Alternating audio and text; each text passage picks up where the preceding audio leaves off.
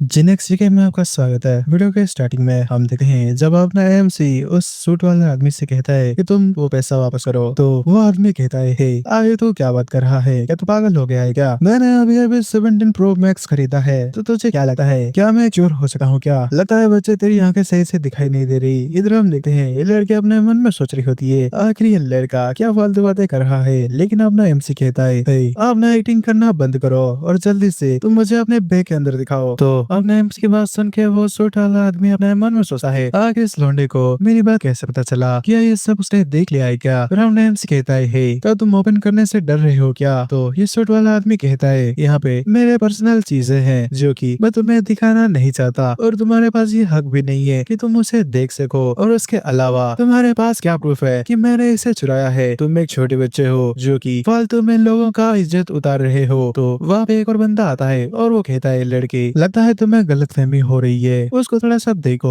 Designer कपड़ा पहना हुआ है, आखिर वो एक चोर कैसे हो सकता है? तो एक और बंदा भी कहता है, हाँ उसने सही कहा लड़के, यहाँ पे तुम परेशानी खड़ा कर रहे हो बाकी लोगों के लिए। तो अब ना एमसी कहता है, अच्छा ऐसा लगता है कि तुम तीनों एक साथ मिले हुए हो, तो चलो मुझे देखने दो आखिर तुम्हारे बैग में है क्या। तो ये बात सुन के ये तीनों ही हैरान हो जाते हैं। फिर अपना एमसी उस बैग को खोल देता है और उसके अंदर से निकलता है चोरी का सारा सामान। ये चीज देखे पहले वाली लड़की कहती है, वो रहा मेरा वॉलेट। तो बाकी लोग भी कहते हैं, देखो देखो मेरा फोन भी वहाँ पे है। तो एक और बंदा कहता है, हाँ मेरा वॉलेट भी वहाँ पे है। तो एक और पर्सन कहता है, अच्छा तो तुमने सच में ये चोरी किया है? फिर हम देखते हैं एक बंदा एक चाकू को निकाल के कहता है, लड़की तुम्हें मरने की इच्छा है क्या? फिर वो बंदा चाकू को निकाल के कहता है, तुम सभी लोग अपने जगह पे खड़े रहो, कोई भी आगे बढ़ने की कोशिश किया ना वो यहाँ पे मारा जाएगा। ऐसे कि पर्सन ड्राइवर के पास चला जाता है और उसके गले में चाकू रखते हुए कहता है, तुम अपना ड्राइव करना चालू रखो वरना मैं तुम्हें मार डालूंगा। तो ड्राइवर कहता है, ठीक है। फिर वो पहले वाला सूट वाला इंसान कहता है, हे लड़की क्या तुम्हें हमसे डर नहीं लगता क्या?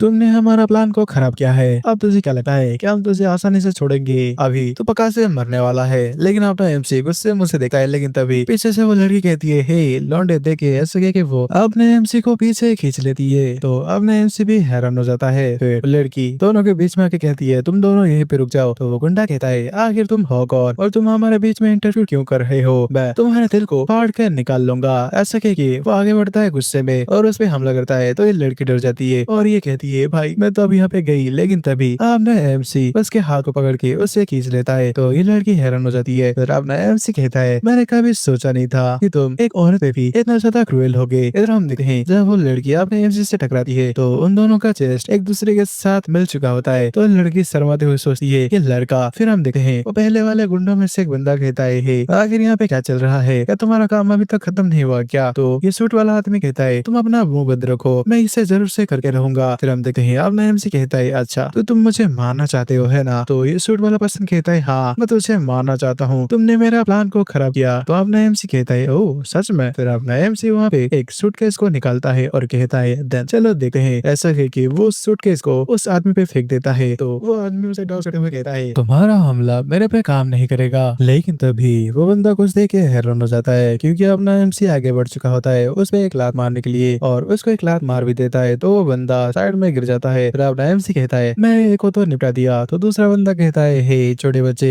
ऐसा लगता है कि तू जीना नहीं चाहता। तो अपना एमसी तेजी से आगे बढ़ के उसके फेस को पकड़ के नीचे घसीट के मारता है और कहता है, अब बस एक ही बचा हुआ है। तो पहले वाला बंदा अपने हाथों में चाकू को घुमाते हुए कहता है, तुमने मेरे दोनों बंदों को निपटा दिया, अब तुम इस वक्त से जिंदा वापस नहीं जाओगे। ऐसा कह के वो जब अपने हाथों में चाकू को घुमा रहा होता है तो उसके हाथों से वो चाकू छूट जाता है और उसके गालों में जाके लगता है। फिर जब वो बंदा उस चाकू को निकालता है तो उस जगह से बहुत सारा खून बाहर निकल आता है और खून की कमी की वजह से वो बंदा वहीं पे गिर जाता है। इधर हम देखते हैं ये दादाजी कहते हैं, ये तीनों अभी बेहोश हो चुके हैं। फिर सभी आपने एमसी को चीयर करने लगते हैं और ये लड़की भी आपने एमसी से इम्प्रेस हो जाती है। फिर हम देखते हैं थोड़ी देर बाद का सीन, वहाँ पे उन तीनों को ही रस्सी से बांध दिया गया होता है और ये खूबसूरत लड़की उस छोटी बच्ची के पास जाके कहती है, लिंग लिंग तुम रो मत, हम जल्द ही हॉस्पिटल में पहुंच जाएंगे। तो ये लड़की कहती है, वेल। फिर अपना एमसी भी वहाँ पे आता है और कहता है, लिंग लिंग मैं यहाँ पे तुम्हें ट्रीटमेंट देने के लिए आया हूँ, ठीक है? तो दादाजी कहते हैं, क्या तुम एक डॉक्टर हो क्या लड़के? तो अपना एमसी कहता है, नहीं आपको चिंता करने की जरूरत नहीं है, मैं डॉक्टर तो नहीं हूँ पर मैं लिंग लिंग को ट्रीट कर सकता हूँ। तो दादाजी कहते हैं, लेकिन लड़के। फिर वहाँ पे वो लड़की भी कहती है, पर लड़के आखिर तुम कौन से हॉस्पिटल में काम करते हो और क्या तुम्हारे पास मेडिकल लाइसेंस है भी क्या? तो अपना एमसी कहता है, नहीं मेरे पास कोई लाइसेंस नहीं है। तो वो लड़की कहती है, क्या तुम्हारे पास लाइसेंस नहीं है और तुम मेडिसिन प्रैक्टिस कर रहे हो? ऐसा कैसे कैसे हो सकता है, और लड़के अस्थमा एक क्रोनिक डिजीज है, तो तुम इसके ऊपर मेडिसिन प्रैक्टिस करने की सोचना भी मत, इसे जल्दी से हॉस्पिटल लेके जाओ। तो वहाँ पे लोग भी कहने लगते हैं, हे छोटे बच्चे तुम रुक जाओ, और ड्राइवर जल्दी से तुम गाड़ी चलाओ, यहाँ से हॉस्पिटल बस 20 मिनट का ही दूरी है। लिंग लिंग तुम अपने आप को संभालो, हम जल्द ही हॉस्पिटल में पहुंच जाएंगे। लेकिन अपना एमसी कुछ भी नहीं कहता उनकी बातों सुन के, और अपने पास से वो एक बॉक्स को निकालता है, उसमें से सिल्वर निडल निकाल के साइलेंट रीडिंग करने लगता है। तो ये लड़की उसको देखे सोचती है, क्या ये तो एक्यूपंक्चर है। फिर अपना एमसी कहता है, तुम्हें ये थोड़ा सा हर्ट करेगा, लेकिन लिंग लिंग इसे थोड़ा सा सह लेना। तो लिंग लिंग कहती है ठीक है। फिर अपना एमसी वहाँ पे सिल्वर निडल लिंग लिंग के बॉडी में घुसाने लगता है और कहता है ये हो गया। तो हम देखते हैं लिंग लिंग कहती है मुझे दर्द हो रहा है, ऐसा कह के वो रोती है। तो ये लड़की कहती है, हे क्या तुम्हें एक्यूपंक्चर करना आता भी है या फिर नहीं, क्या तुम लिंग लिंग को देख नहीं सकते क्या, वो अभी भी रो रही है। ऐसा कह के वो जब साइड में देखती है तो लिंग लिंग उठ जाती है और वो कहती है, अभी मुझे अच्छा महसूस हो रहा है, आपका शुक्रिया बड़े भाई, आप ही के वजह से मैं भी ठीक हो पाई हूँ, आप तो सच में बहुत ज्यादा अमेजिंग हो। तो अब एमसी उसके सर को सहलाते हुए कहता है, वाह ये तो बहुत ज्यादा अच्छा है। फिर हम देखते हैं दादाजी कहते हैं, तुम्हारा शुक्रिया यंग मैन। तो अब एमसी कहता है, इट्स ओके सर, ये कोई बात नहीं। तो दादाजी रोते हुए कहते हैं, मुझे सच में नहीं पता कि मैं तुम्हारा शुक्रिया अदा कैसे करूँ। ऐसा कह के वो पैसे वाले थैली को आगे बढ़ाते हैं और वो अपने एमसी से कहते हैं, ये रहा लिंग लिंग के ट्रीटमेंट का पैसा, मुझे पता है कि ये काफी नहीं है, लेकिन ये हमारा ग्रेटिट्यूड शो करने का तरीका है, प्लीज इसे एक्सेप्ट कर लो। तो अब एमसी कहता है, नहीं नहीं मैं पैसे नहीं चाहता, प्लीज आप इसे ले लीजिए। फिर वहाँ पे अनाउंस होता है कि आपका सेशन आ चुका है, तो उतरने के लिए तैयार हो जाइए। तो अब एमसी कहता है, हम सेशन पहुंच चुके हैं, तो मैं यहाँ से चलता हूँ। तो वो छोटी लड़की कहती है, बाय गुड बाय। फिर अपना एमसी उस बस से उतर जाता है और आगे बढ़ने लगता है और कहता है, मुझे अभी रियलाइज हुआ भाई वो लड़की तो बहुत ही ज्यादा खूबसूरत थी भाई, कम से कम मुझे उसका वीचैट का नंबर तो मांग ही लेना चाहिए था। इधर हम देखते हैं ये लड़की आपने एमसी की सब काम को याद करके अपने मन में सोच रही होती है, ये लौंडा बहुत ज्यादा आउटस्टैंडिंग है और उसके पास एक्स्ट्राऑर्डिनरी मार्शल आर्ट है और मेडिकल स्किल्स भी है, और ये लौंडा तो डिफिकल्ट इकोनॉमी को भी समझ सकता है। भाई ये लौंडा तो बहुत ही ज्यादा बढ़िया है, खास अगर वो मेरे इलनेस को भी क्योर कर पाता। चलो छोड़ो इसके बारे में, ये पॉसिबल थोड़ी है। फिर हम देखते हैं वो लड़की भी एक सेशन में उतर जाती है, तो उसको तभी कोई पुकारती है, आई एम सॉरी मिस लियो। तो वो लड़की कहती है, लान तुम आ गई। तो ये लड़की कहती है, मैं आपको इसलिए भी कर नहीं पाई क्योंकि सार गैंग आज हमें फिर से परेशान किए। तो ये लड़की कहती है, क्या वो सार गैंग आज फिर से हमें परेशान किए, चलो इसके बारे में तुम भूल जाओ, ये तुम्हारी गलती नहीं थी। तो लान लड़की कहती है, ठीक है। फिर सिंसिप रहता है, हम देखते हैं चू फैमिली के मेंशन में, वहाँ पे कोई बॉक्सिंग सीख रहा होता है। हम देखते हैं वो अपना सोल्जर होता है और अपना एमसी वहाँ पे आ चुका होता है। वो अपने एमसी को देख के सोचता है, आखिर लौंडा है कौन। फिर हम देखते हैं अपने एमसी घर के अंदर आ जाता है, तो घर की केयर टेकर कहती है, तुम बस एक सेकंड इंतजार करना, मैं हमारी यंग लेडी को बता दूंगी। तो अपना एमसी कहता है, आपका शुक्रिया। फिर हम देखते हैं अपना एमसी के आगे एक हाथ आता है, वो होता है सोल्जर। वो कहता है, फान मेरे भाई तू आ गया। तो अपना एमसी घबराते हुए कहता है, क्या चुइंग। तो चुइंग कहता है, हे फान मुझे तुमसे कुछ बात करनी थी, क्या तू स्टूडेंट को सिखाता भी है क्या, मुझे तुमसे माउसन टाओइज्म सीखना है। तो अपना एमसी कहता है, क्या माउसन टाओइज्म। तो सोल्जर चमकते हुए आंखों से कहता है, हाँ मेरे भाई मुझे सिखा दे। तो अपना एमसी उसको मना करते हुए कहता है, नहीं नहीं मैंने सब कुछ अपने मास्टर से सीखा है और मास्टर ने मुझे मना किया है किसी और को सिखाने के लिए। तो सोल्जर कहता है, अच्छा तो ऐसा है। फिर हम देखते हैं वहाँ पे चूशियन और अंकल चू आ जाते हैं। अंकल चू कहते हैं, फान तुम आगे क्या। तो अपने एमसी कहता है, अंकल आप कैसे हैं। तो अंकल चू अपने एमसी को एक एटीएम कार्ड देते हुए कहते हैं, फैन ये रहा तुम्हारा 5 मिलियन, इन कुछ दिनों में तुम हमारे लिए बहुत ज्यादा परेशान हुए हो। फिर अपने एमसी उनकी बात सुन के कहता है, नहीं नहीं अंकल मैं आपसे पैसे थोड़ी ले सकता हूँ, मुझे तो अपना बेटी दे दीजिए, आई मीन की मैंने ये सब अच्छे के लिए किया है। ऐसे कह के अपने एमसी अपने मन में सोचता है, भाई 5 मिलियन मैंने एक हफ्ते में कमा लिया, भाई मेरे तो मजे ही मजे, बस लेटे लेटे पैसे मिल गए। फिर हम देखते हैं चूसन कहती है, फान इसे ले लो, ये हमारा टोकन ऑफ अप्रिशिएशन है। फिर अंकल चू कहते हैं, हाँ फान इसे ले लो। तो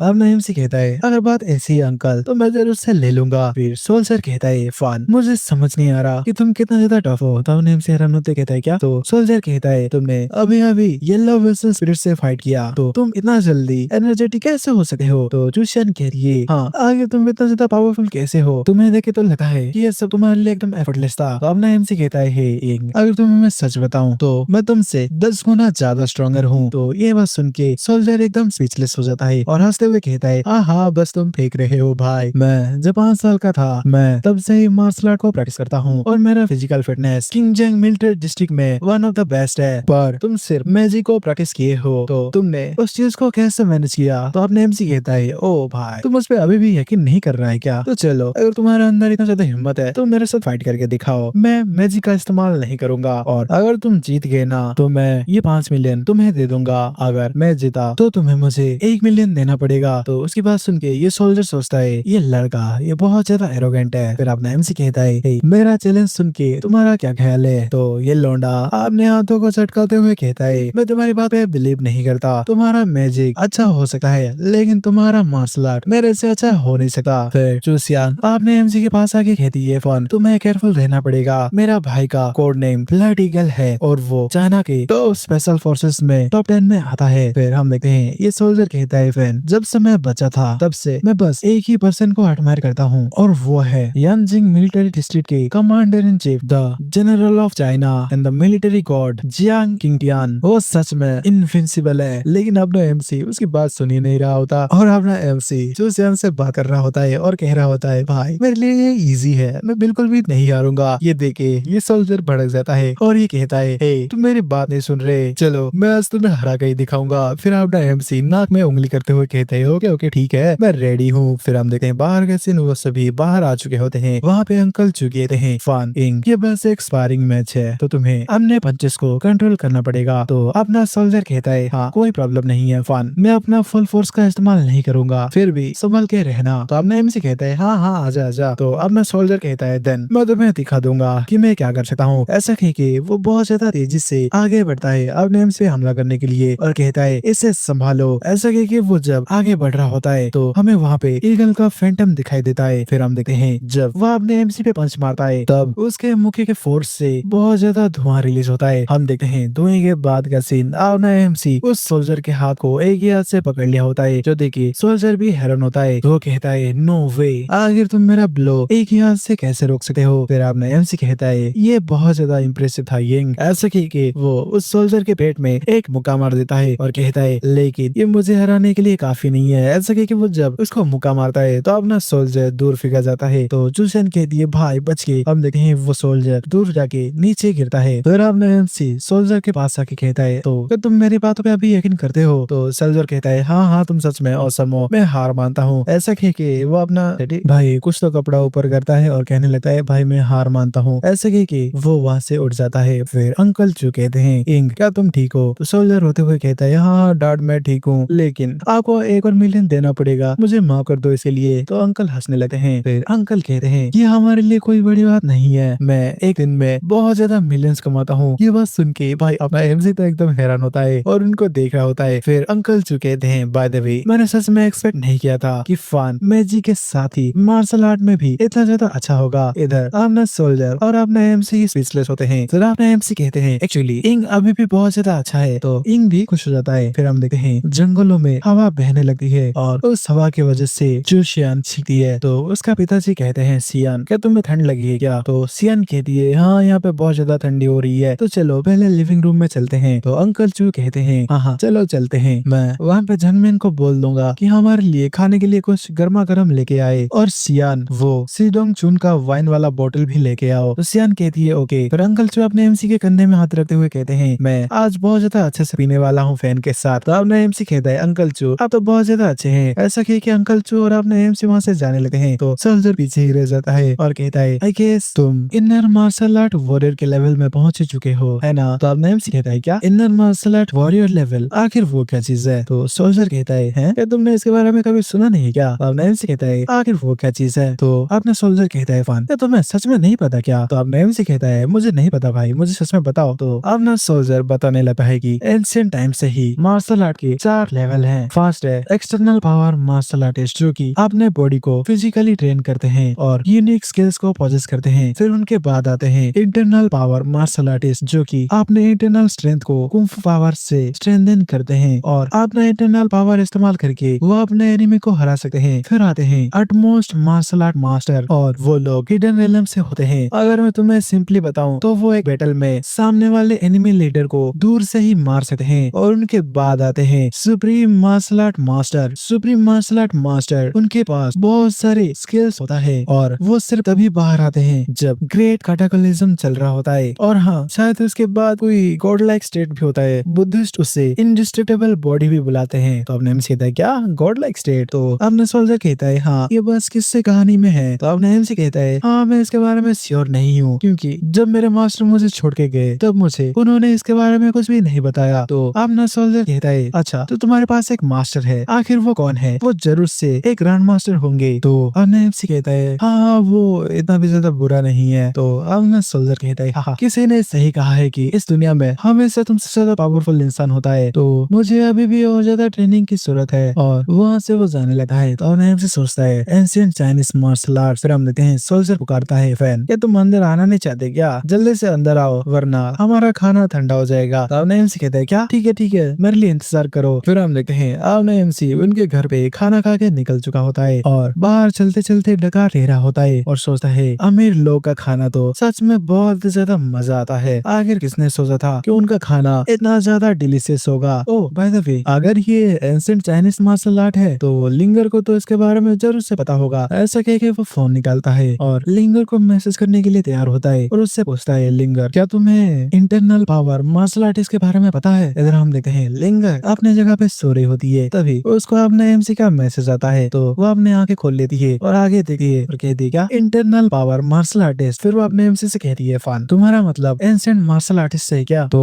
अपने एमसी कहता है हाँ। तो लिंगर कहती है मुझे इसके बारे में ज्यादा कुछ पता नहीं है क्योंकि मैं तो ताओइस्ट हूँ, लेकिन मैं तुम्हें बता सकती हूँ कि external power martial artist yellow dan Taoist के बराबर है और internal power martial artist black dan Taoist के बराबर है और utmost martial art master earth dan Taoist के बराबर है और supreme martial art master heaven dan Taoist के बराबर है। तो अब नेमसी कहता है तो इसका मतलब मैं ब्लैक डन ताओइस्ट हूँ है ना? तो ये तो बहुत ज्यादा औसम है। तो लिंगर कहती है हाँ अगर तुम इंटरनल मार्शल आर्टिस्ट हो तुम शायद से probably black dan martial artist होगे। फिर तभी कोई मदद के लिए चिल्लाती है। तो अब नेमसी पीछे मुड़ के कहता है ये वॉइस ये तो पीछे से आ रहा है। इधर हम देखते हैं एक लड़की को चार लौंडे घेर के खड़े होते हैं और ये लड़की कह रही होती है हे तुम गुंडे यहाँ से चले जाओ। हम देखते हैं वहाँ पे तीन गुंडे होते हैं। वहाँ पे येलो मास्क वाला बंदा कहता है हे लड़की आज यहाँ पे कोई भी नहीं है, हमारे तो मजे ही मजे। तो रेड मास्क वाला बंदा कहता है एब्सोल्युटली आज तो मजे करके ही रहेंगे। तो ब्लू मास्क वाला बंदा कहता है हाँ ये तो तुम्हारी गलती है लड़की जो कि तुम हमारे बॉस को इतना ज्यादा पसंद आ गए। ऐसा कह के वो अपना हाथ को आगे बढ़ाते हैं। तो ये लड़की कहती है हे प्लीज मेरे पास मत आओ, प्लीज मुझे टच मत करो। वहाँ पे अपना एमसी भी पहुंच जाता है और कहता है आखिर यहाँ पे क्या चल रहा है? इधर हम देखते हैं ये लड़की कह रही होती है प्लीज मुझे जाने दो, प्लीज मुझे जाने दो। लेकिन अपना एमसी पीछे से चिल्लाता है हे तुम लोग वहीं पे रुक जाओ, अगर तुम लोग मार नहीं खाना चाहते तो चुपचाप से वहीं पे रुको। तो रेड मास्क कहता है हे लड़के यहाँ से तो दूर रहे। इधर हम देखते हैं बाकी लोग उस लड़की के कपड़े उतार रहे होते हैं। फिर आपने एमसी कहता है तुम लोग बहुत ही ज्यादा कमीने हो। तो रेड मास्क कहता है हे लड़के क्या तू यहाँ पे हीरो बनने के लिए आया है क्या? तो आपने एमसी कहता है मैं यहाँ पे तुम्हें मारने के लिए आया हूँ। ऐसा कि आपने एमसी आगे बढ़ता है और उसके मुंह पे हमला करता है। तो येलो मास्क कहता है हे क्या तुमने अभी तो कुछ छोटे बच्चे को हराया नहीं है क्या? ऐसे कि वो जब पीछे देखता है तो एमसी रेड मास्क को हरा चुका होता है। तो येलो मास्क कहता है हे लड़के अगर तुमने मेरे भाई के साथ क्या किया? ऐसा कि दोनों ही आगे बढ़ते हैं आपने एमसी पे हमला करने के लिए। येलो मास्क कहता है मैं आज तुम्हें लेसन सिखा के रहूंगा लड़के। तो ब्लू मास्क कहता है हे बच्चे मरने के लिए तैयार हो? तो आपने एमसी भी आगे बढ़ता है और कहता है हाँ चलो करके दिखाओ। ऐसे कि जब अपना एमसी आगे बढ़ता है तो येलो मास्क एकदम हैरान हो जाता है। अपना एमसी ऊपर जंप करके उस पे एक मुक्का मारता है। तो ब्लू मास्क घबराने लेता है और कहता है बॉस। फिर हम देखते हैं उसके बाद का सीन, वहाँ पे वो येलो मास्क दीवार में घुस चुका होता है। वहाँ पे अपना एमसी आगे बढ़ के कहता है ब्लू मास्क क्या तुझे अभी भी तेरे बॉस की फिक्र पड़ी है क्या? ऐसे कि वो उसके पेट में भी एक मुक्का मार देता है। तो ये ब्लू मास्क हैरान और ये भी दूर जाके गिरता है और कहने लगता है कि ये लड़का तो सच में बहुत ज्यादा स्ट्रॉन्ग है, एकदम बीस्ट की तरह। फिर अपना एमसी कहता है खाना खाने के बाद फाइट करने की वजह से अभी मुझे बहुत ज्यादा बेटर फील हो रहा है, ये तो सच में बहुत ज्यादा मजेदार है। फिर हम देखते हैं अपना एमसी आगे बढ़ के उस लड़की को हाथ देता है और कहता है हे मिस क्या तुम ठीक हो? ऐसे कह के वो उससे पूछने के बाद कहता है आगे से याद रखना किस तरह से अकेले सुनसान रोड में मत जाना, ये रास्ता बिल्कुल भी सेफ नहीं है। तो ये लड़के उठ के कहती है तुम्हारा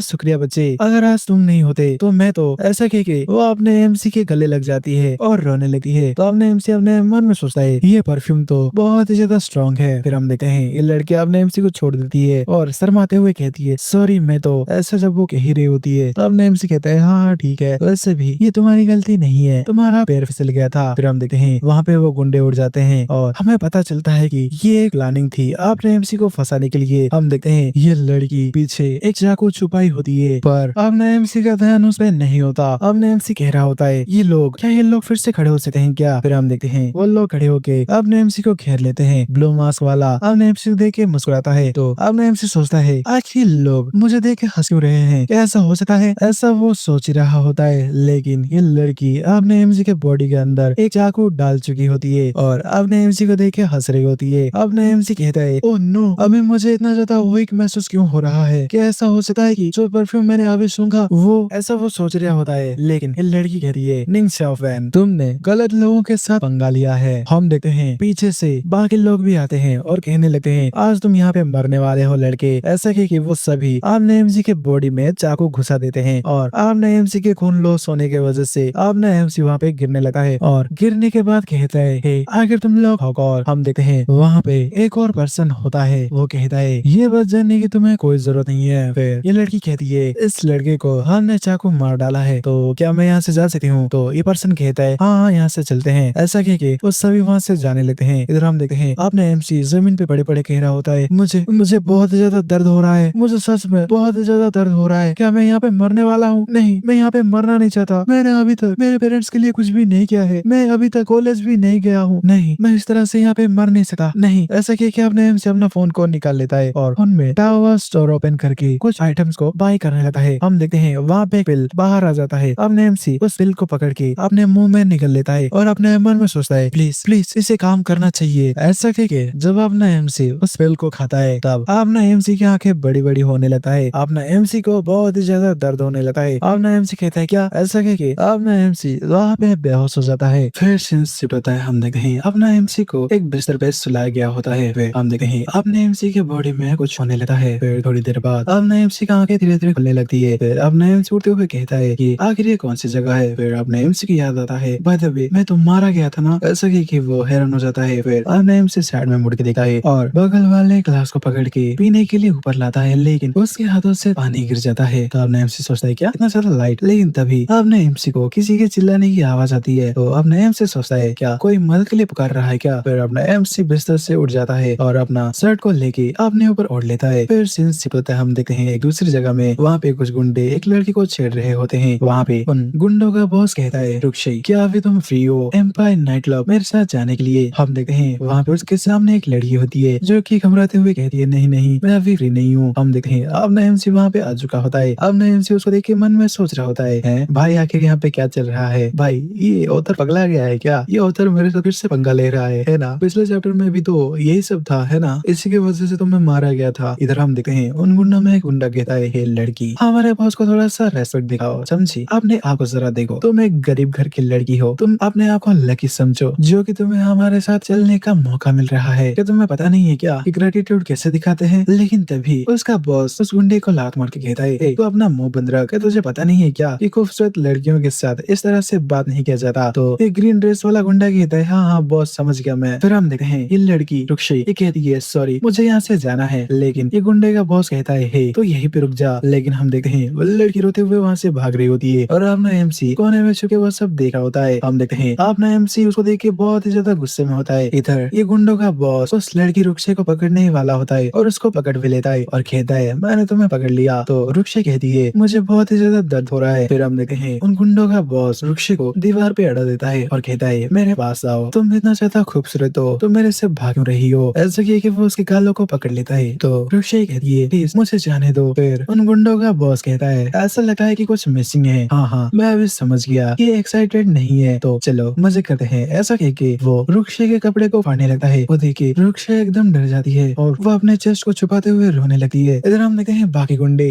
वो तो वो चीज देख के एकदम पगला गए होते भाई, अपने मुंह से लाल टपका रहे हैं। इधर हम देखते हैं अपने से सोच रहा होता है नहीं मैं इंतजार नहीं कर सकता वरना इस लड़की के साथ कुछ तो गलत हो जाएगा। फिर हम देखते हैं उन गुंडों का बॉस कहता है हे रुक्षे चलो थोड़ा सा मजे करते हैं। लेकिन तभी आपने से उसके पीछे आके उसको एक जोरदार पंच मारता है तो वो बंदा उधर से बहुत ज्यादा दूर फेंका जाता है। इधर ये लड़की रुक्षे आपने एमसी को देख के एकदम हैरान होती है। इधर हम देखते हैं आपने एमसी के पंच से उन गुंडों का बॉस बहुत ज्यादा तेजी से दूर जाके एक दीवार में लगता है। तो बाकी गुंडे कहते हैं आखिर यहाँ पे क्या चल रहा है? तो आपने एमसी कहता है तुम लोग यहाँ से दफा जाओ। तो इन लोग डरते हुए वहाँ से जाने लगते हैं और भागते हुए कहते हैं ये लड़का तो बहुत ही ज्यादा स्ट्रॉन्ग है भाई, अगर हम इसके बात नहीं मानेंगे ये तो हमें भी मारेगा। फिर हम देखते हैं इन लोगों के जाने के बाद ये लड़की शर्माते हुए अपने एमसी को देखती है और कहती है नहीं नहीं तुम मेरे तरफ मत देखो। ऐसा कह के वो दूसरे और मुंह करके बैठ जाती है। तो अपना एमसी अपना शर्ट को निकालता है। इधर हम देखते हैं ये लड़की बहुत बहुत ही ज्यादा डरी हुई होती है। फिर अपने एमसी आगे बढ़ता है और उस लड़की के ऊपर अपना शर्ट ओढ़ लेता है और उससे पूछता है क्या तुम ठीक हो। फिर अपना एमसी उसके सामने दवाइयों को देखता है और अपना एमसी पूछता है बाय द वे क्या तुमने मुझे सेव किया है क्या। तो रिक्शा भी उठ जाती है और वो कहती है तुम अभी अभी फाइट कर रहे थे, आखिर तुम्हारा इंजरी कैसे है। ऐसा कह के वो अपने एमसी के पेट में हाथ रखती है और अपने एमसी अफसोस को महसूस होता है। तो वो लड़की बहुत ही ज्यादा शर्मा जाती है और उसका मुंह टमाटर जैसे लाल हो जाते हैं। तो अपना एमसी सोचता है भाई ये लड़की तो सच में बहुत ही ज्यादा क्यूट है। फिर अपना एमसी कहता है इट्स ओके, ये बस एक नॉर्मल सा चोट था, इसके लिए तुम्हें चिंता करने की जरूरत नहीं है। तो वो लड़की कहती है क्या सच में, ये तो बढ़िया बात है। फिर अपना एमसी उसके सर पे हाथ रखता है और कहता है तुम मेरे लिए अंदर इंतजार करना, मुझे अभी कुछ काम निपटाने हैं। फिर हम देखते हैं आपने एमसी आगे देखता है जिस तरफ उन गुंडों का बॉस गिरा होता है, वो बॉस वहाँ से भाग चुका होता है। फिर आपने एमसी उसको ढूंढते ढूंढते उसके पास जाता है और उसको गले से पकड़ते हुए उठाता है और कहता है मेरे पास तुम्हारे लिए एक सवाल है। तो ये गुंडे का बॉस कहता है हे तुम मुझे जाने दो, प्लीज मुझे जाने दो। फिर अपना एमसी उसको छोड़ देता है तो वो बंदा जमीन पे खांसने लगा है। फिर अपना एमसी कहता है अगर तुम ऑनेस्टली मेरी बातों का जवाब दोगे तो मैं तुम्हारी लाइफ को बख्श दूंगा। तो गुंडों का बॉस कहता है ठीक है बड़े भाई, आई मीन सर ठीक है, आपकी बात मैं सुनूंगा, आप जो भी पूछेंगे मैं जरूर से जवाब दूंगा। तो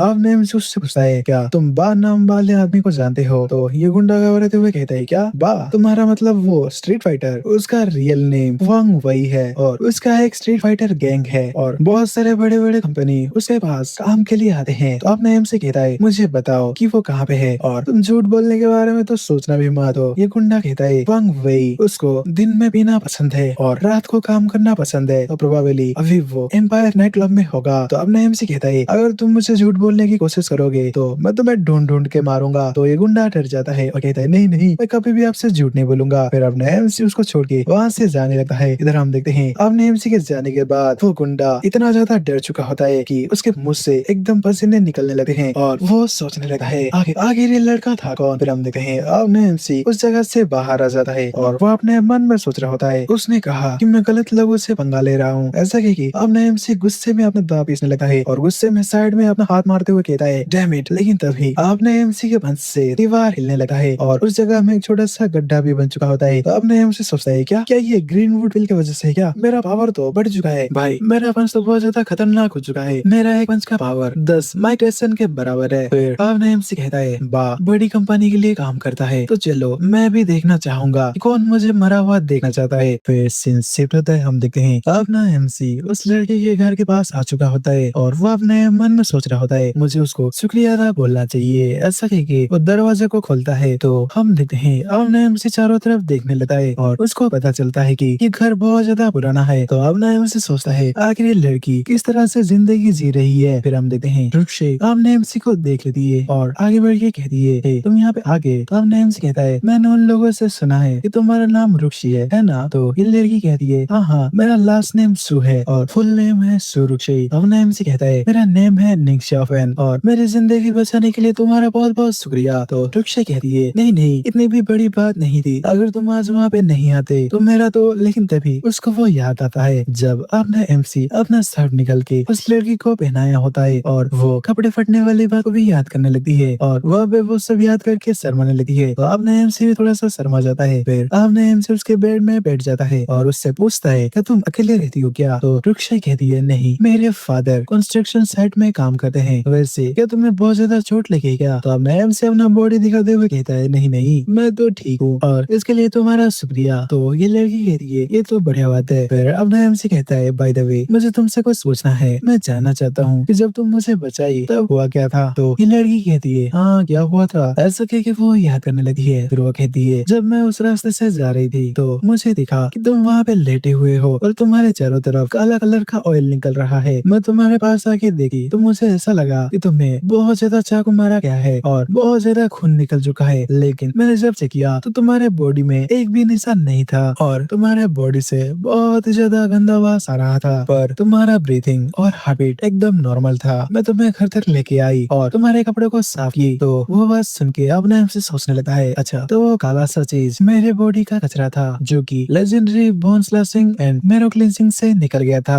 फिर हम देखते हैं वो लड़की घबरा के अपने एमसी से पीछे हट जाती है और कहती है इसका मतलब तो तुम भी एक गुंडे हो। अपने एमसी घबराते हुए कहता है नहीं नहीं लगता है कि तुम कुछ ज्यादा ही सोच रही हो, मैं तो एक नॉर्मल सा भला वाला लड़का हूँ। तो ये लड़की कहती है अच्छा ऐसी बात है क्या, फिर ठीक है। फिर अपना एमसी कहता है रुक्षी मुझे अभी यहाँ से जाना चाहिए, तो तुम्हारे पास एक फोन है क्या। तो रुक्षी हैरान हो जाती है और अपना फोन निकाल के देती है। तो अपना एमसी वहाँ पे अपना नंबर को सेव कर लेता है और कहता है ये रहा मेरा नंबर, कल सुबह मुझे तुम कॉल करना। तो ये लड़की कहती है लेकिन तुम तो अभी तक पूरी तरीके से हिल नहीं हुए हो। पर अपना एमसी उसकी बात नहीं सुनता। तो वो लड़की कहती है हे अगर तुम कहाँ पे जा रहे हो। इधर हम देखते हैं अपना एमसी बहुत ही ज्यादा गुस्से में होता है और अपने मन में सोच रहा होता है मैं उस आदमी से मिलने के लिए जा रहा हूँ जिसको कि मैं ऑफेंड करना अफोर्ड नहीं कर सका। फिर सीन शिफ्ट होता है, हम देखते हैं एम्पायर नाइट क्लब में। वहाँ पे बहुत सारा भीड़ जमा होता है और वहाँ पे अपने एमसी कपड़े बदल के आ चुका होता है। अपने एमसी आगे बढ़ता है तो वहाँ पे गार्ड्स अपने एमसी को रोक लेते हैं और अपने एमसी को कहते हैं हे अगर तुम यहाँ पे क्या कर रहे हो। तो अपने एमसी कहता है यहाँ से दफा हो जाओ। ऐसे ही कि वो उन दोनों बंदों को ही अपने से झटक देता है और कहता है ये पावर तो कंट्रोल करना थोड़ा सा हार्ड है, लेकिन अभी तो मुझे इस चीज की जरूरत है। फिर हम देखते हैं वहाँ पे से एक लड़की बटलर गुजर रही होती है। अपने एमसी उसके सामने होता है। फिर वो लड़की अपना आँख को खोलती है तो अपने एमसी कहता है हे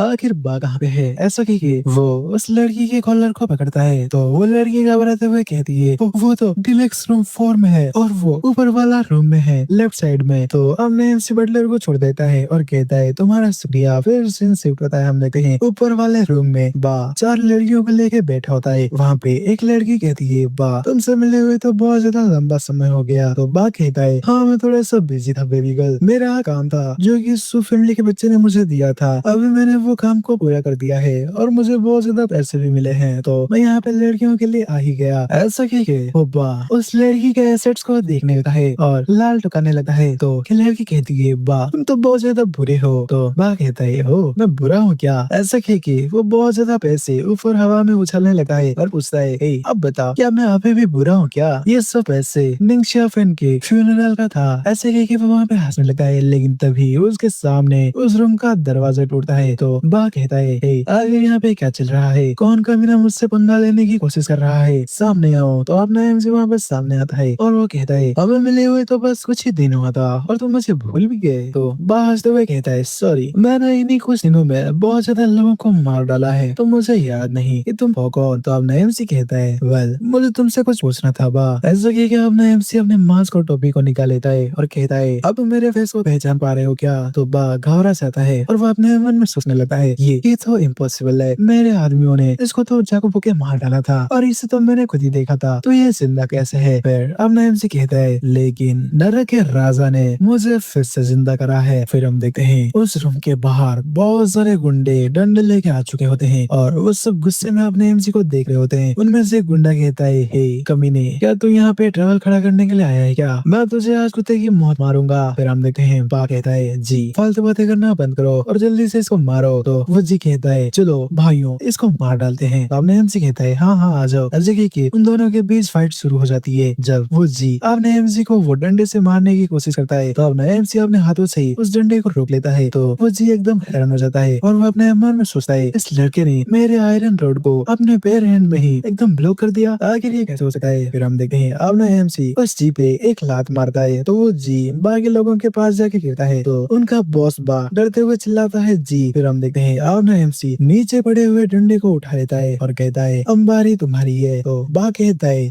लड़की तुझे आगे बढ़ने की जरूरत नहीं है, तो अपने आप को इतना ज्यादा बड़ा मत समझ, मैं आज तुझे मार ही डालूंगा। लेकिन भाई अब अगले ही सीन में देखते हैं वो अपने घुटने में आ जाता है और कहता है अरे मेरे भाई प्लीज मेरी बात सुन ले, ये सब मेरी गलती थी, प्लीज मुझे माफ कर दे। तो वो देख के अपने एमसी एकदम स्पीचलेस होता है। फिर हम देखते हैं वो बा कहता है प्लीज मेरे ऊपर दया दिखाओ, मैं तो बेस एक कुत्ता हूँ जो कि लोगों का गंदा काम करता हूँ और मुझे थोड़ा सा पैसे मिलते हैं, मेरे पास अभी 4 लाख है, प्लीज इसे ले लो। अब नएम से उन 4 लाखों को देखने लगता है। फिर हम देखते हैं उस 4 लाखों के पीछे एक चाकू छुपा होता है। बा उस चाकू को निकाल लेता है और कहता है आज तो कमीना मरने वाला है। ऐसे कह के वो चाकू को आगे करता है तो अब नएम से अपने 2 उंगलियों से ही उसको पकड़ लेता है और कहता है लाडले तो बहुत ही ज्यादा पैथेटिक है। और ये देखे बा एकदम घबरा जाता है और वो अपने मन में सोचता है क्या इसने 2 उंगलियों से मेरे प्लेट को पकड़ लिया, क्या ये एक इंसान भी है क्या। फिर हम देखते हैं आपने हमसे पूछता है अगर तुम्हें किसने हायर किया था मुझे जल्दी से बताओ। तो बा वहाँ पे एकदम कांपने लगता है। फिर आपने हमसे गुस्से में कहता है जल्दी से तुम अपना मुंह खोलो। तो बा कांपते हुए कहता है अरे वो जू ही था, वो जू फैमिली का यंग मास्टर था, उसने मुझे $500,000 दिया था ताकि मैं तुम्हें लेसन सिखा सकूं। उसने कहा कि तुम उसके चाइल्डहुड क्रश में आंखें डाल रहे हो। फिर आपने हमसे कहता है क्या चाइल्डहुड क्रश बस इतने के लिए। ऐसा कह के अपना एम्स याद करने लगता है और कहता है जू हुई जू सिंगवेन, तुम कमीने, तुम चाइल्डहुड फ्रेंड के लिए मुझे मारना चाहते थे ना, वेरी वेल, जबकि तुम मुझे प्रभु करने की हिम्मत किए हो, देन रूथलेस होने के लिए मुझे ब्लेम मत करना। फिर अपना एमसी कहता है और रही बात तुम्हारी, तो बाघ घबराते हुए कहता है प्लीज प्लीज मुझे माफ कर दो, लेकिन अपना एमसी उसके ऊपर एक हमला कर देता है तो बा वहीं पे बेहोश हो जाता है। तो अपना एमसी कहता है पुलिस जल्दी यहाँ पे आती होंगी, अगर तुम उनको सच सच बता दोगे तो तुम यहाँ से बच जाओगे। फिर अपना एमसी कहता है चलो जू हुई, तुम मेरा बस इंतजार करना, मैं तुम्हें देख लूंगा। फिर हम देखते हैं थोड़ी देर बाद का सीन, वहाँ पे पुलिस आ चुकी होती है, वहाँ पे कैमरामैन भी आए होते हैं सब कुछ रिकॉर्ड करने के लिए। वहाँ पे एक लड़की कहती है मिस्टर लांग हमें प्रिलिमिनरी रिजल्ट्स मिल चुके हैं। तो मिस्टर लांग कहता है आखिर इसमें क्या है, तो वो लड़की कहती है ऐसा लगता है कि विक्टिम बहुत ज्यादा ट्रॉमा का सफर किया है और वो अपना मेमोरी और कॉन्शियसनेस खो दिया है और इस मोमेंट में वो ऐसा लग रहा है कि वो ब्रेन डेड हो चुका है। तो मिस्टर लांग कहता है जुए विक्टिम को हॉस्पिटल लेके जाओ, वो भी इमीडिएटली। तो जुए सैल्यूट करते हुए कहती है यस सर। फिर मिस्टर लांग कहता है मुझे डिटेल में बताओ यहाँ पे क्या क्या हुआ था। तो जी कहता है ऑफिसर इस इंसिडेंट का हमसे कोई भी लेना देना नहीं है और मुझे पता नहीं है कि बा ने किस तरह के मास्टर को ऑफेंड किया है जिसने की हमारे बहुत सारे आदमियों को बस एक ब्लो में नॉक कर दिया। फिर हमने कहे लड़की श्वे कहती है अच्छा तो तुम्हारा मतलब ये है कि तुम्हारे बहुत सारे आदमियों को बस एक ही बंदे ने मारा है, आखिर ये कैसे पॉसिबल है। तो जी कहता है हाँ मैं आपको सच कह रहा हूँ, मेरा पेट अभी भी दर्द कर रहा है, उस बंदे से मार खाने की वजह से उसने बस मुझे एक ही मारा और मेरी सारी हड्डियां टूट गई, उसका पावर बहुत ही ज्यादा खतरनाक है, वो एक इंसान नहीं है। तो ये बात सुन के सुए और मुसल्ला एकदम चुप होते हैं। फिर हम देखते हैं एक जगह पे कोई लड़की नॉक नॉक करती है तो अंदर से कोई कहता है अंदर आ जाओ। फिर हम देखते हैं वहाँ पे एक लड़की कहती है कैप्टन हमें सर्विलेंस वीडियो मिल गया, वो सस्पेक्ट एक मास्क आदमी है और उसको देख के ऐसा लगता है कि उसके पास एक्सेप्शनल स्किल्स है। तो मिस्टर लांग कहते हैं क्या तुम्हें वहाँ पे उसका फिंगरप्रिंट्स मिले हैं क्या। तो सुए कहती है उस आदमी ने रबर ग्लव्स पहना हुआ था और वो कोई भी फिंगरप्रिंट को नहीं छोड़ा, लेकिन किसी ने सुना कि डाउबा एक नाम को बता रहा था और वो नाम था जू फैमिली का यंग मास्टर जू हुई। तो मिस्टर लांग कहते हैं क्या जू हुई, सुए तुम जल्दी से जू हुई पे नजर रखो। फिर से पता है हम देखते हैं अपने एमसी के रूम में अपना एमसी सोया होता है और अपने मन में सोच रहा होता है the zoo family the सुए family, हाँ मुझे मिल गया फंक्शन ग्रुप। अच्छा तो ये बात सच थी, ये दोनों ग्रुप एकदम मिले हुए हैं, लेकिन आखिर मैं इन लोगों से अप्रोच कैसे करूं। चलो इसके बारे में भूल जाओ, इससे अच्छा मैं थोड़ा सा मांगा ही देख लेता हूँ। वहाँ पे मांगा में आता है क्या आप लेटे लेटे महीने के लाखों कमाना चाहते हैं तो पलट के लेटिए। फिर अपना एमसी कहता है जिनेक्स भाई का मांगा तो एकदम सुपर है, पिछली बार तो मैंने लोगों के कमेंट का रिप्लाई करके अपने आइडेंटिटी को एकदम एक्सपोज ही कर दिया था और वो लोग बहुत ज्यादा डर गए थे, इसी वजह से आजकल वो लोग कमेंट ही नहीं करते। फिर हमने कहीं अपने एमसी के फोन में सिंह हुई का कॉल आता है, फिर अपने एमसी कॉल को उठा लेता है। तो सिंह हुई कहता है फन आज रात 8 बजे को नाइट टाइम बार में एक पार्टी होने वाला है, क्या तुम वहाँ पे आ रहे हो क्या। तुम इसको ऐसा समझ लेना कि तुम क्लास में फर्स्ट आए हो, इसी वजह से हम एंजॉय कर रहे हैं। फिर अपने एमसी कहता है ठीक है मैं आऊंगा। तो सिंह हुई कहता है ठीक है मैं तुमसे रात को मिलता हूँ। फिर सीन सिप होता है, हम देखते हैं रात का सीन। उस बार में सियान का चाइल्डहुड फ्रेंड बैठा होता है एक लड़की के साथ और वो वहाँ पे मेन्यू को देख रहा होता है और वो वहाँ पे ब्लू डीमन का 4 ग्लास मंगवाता है और कहता है और थोड़ा सा फ्रूट भी ले आना। तो हम देखते हैं वहाँ पे रुक्षे होती है, वो कहती है 4 ब्लू डीमन और थोड़ा सा फ्रूट यही है ना, बस एक सेकंड रुकिए मैं अभी लेके आती हूँ। लेकिन तभी वो चाइल्डहुड फ्रेंड कहता है हाँ थोड़ा सा रुको। तो लड़की हैरानों के पीछे दिखती है। फिर हम देखते हैं ये लौंडा उड़ जाता है और कहता है अगर तुम्हारा नाम क्या है लड़की, तुम मेरे साथ अभी ड्रिंक क्यों नहीं करते। तो रुक्षे कहती है सॉरी ये मेरा वर्किंग टाइम है तो मुझे यहाँ से जाना चाहिए, एक्सक्यूज मी, ऐसे कह के वो वहाँ से जाने लगती है। लेकिन तभी उसके सामने एक लौंडा आके कहता है यहीं पे रुक जाओ। तो रुक्षे हैरान हो जाती है। फिर हम देखते हैं वो लौंडा कहता है तुम इतना ज्यादा चलने में क्यों हो, क्या तुम्हें बाथरूम लगी है क्या, अगर तुम्हें बाथरूम लगी है तो तुम यही पे कर सकती हो, हम लोग ये माइंड नहीं करेंगे। तो एक और लौंडा कहता है हाँ हम तुम्हारी मदद भी करेंगे। तो रुक्षे घबरा जाती है और वो कहती है हे, तुम लोग मेरा रास्ता छोड़ दो मैं बार के लिए जा रही हूँ। तो ये लौंडा बहुत ज्यादा गुस्से में जाता है और उसके हाथों से मेन्यू को फेंक देता है और उसको एक थप्पड़ लगाता है और कहता है हे, तुझे क्या लगता है क्या तू एक इनोसेंट लड़की है क्या, अगर तू सच में इनोसेंट लड़की होती तो तू यहाँ पे काम नहीं करती, तुझे ज्यादा पैसे चाहिए ना, तुम मुझे बता कि आखिर तुझे कितने पैसे चाहिए, तुझे पैसे की चिंता करने की जरूरत नहीं है, मैं तुझे आज पैसे से खरीद दूंगा। तो रुक्षे कहती है नहीं मुझे तुम्हारे गंदे पैसे नहीं चाहिए। तो कमीना, तो ये लौंडा बहुत ज्यादा गुस्से में जाता है और वो कहता है हे, क्या तुम मरना चाहती है क्या। तो रुक्षे उसको गुस्से में देखे घबरा जाती है और वो कहती है प्लीज प्लीज प्लीज कोई मेरी मदद करो। लेकिन तभी वहाँ पे कोई उस लौंडे का हाथ रोक लेता है, वो होता है अपना एमसी और अपना एमसी कहता है हे